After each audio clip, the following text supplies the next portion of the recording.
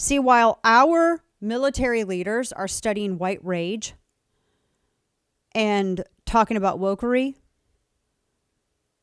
our geopolitical foes are implementing the practices of Sun Tzu and Genghis Khan to plant the seeds of communism and subjugate citizenry around the world, winning a conflict without ever firing a shot.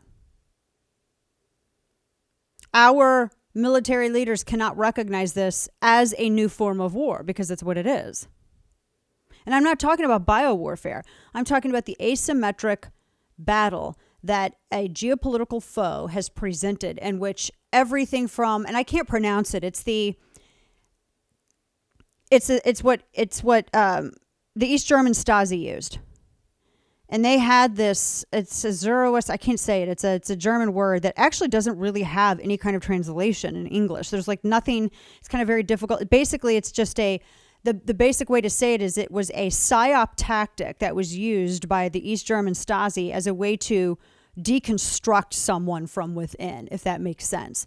The Stasi would engage in all kinds of psyops against people to not, they didn't have to, it was like, I'll put it like this. Imagine, you know how girls fight differently than boys. Men rarely see the aggression of women against other women because women are sly. We keep that stuff under the table, do we not? Men don't, typically. Isn't that stereotypical, Kane? Yeah, that's just so.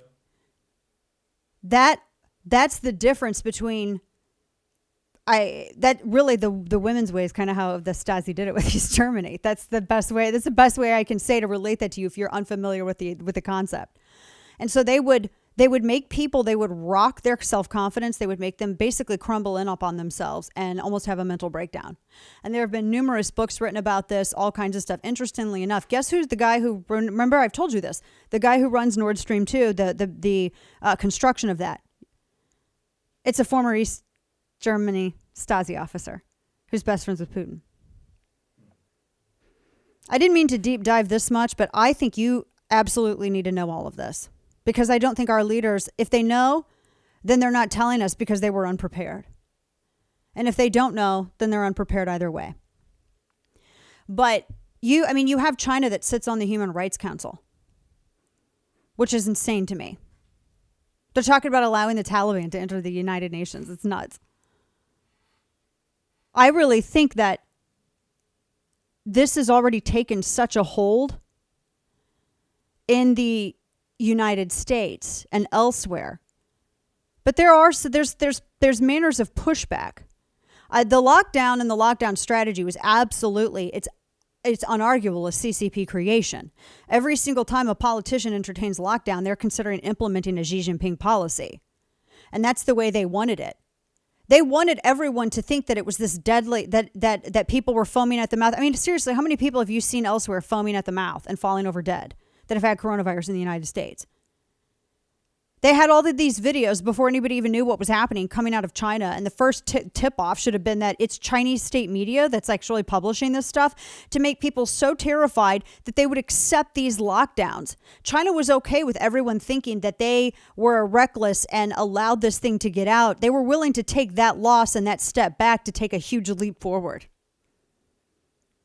It was a tactic. It was part of their strategy. And then everyone, because nobody knew anything about this, they wanted security and an absence of knowledge because no one knew anything about it. So many people were willing to trade security or trade their freedom for some security.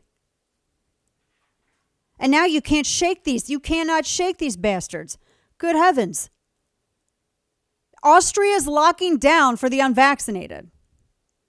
Natural immunity is irrelevant. First time in science that natural immunity has been irrelevant concerning a virus. You have to get an injection, government supplied.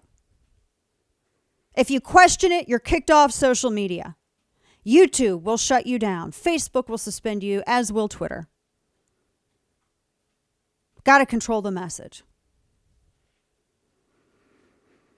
This is why airwaves are so important. You know, some people say that, I don't know, radio may be losing its lackluster. Radio may be losing its influence. You can't control the radio airwaves, and even if you try to control them, you can still pirate them. That's one thing that will never change.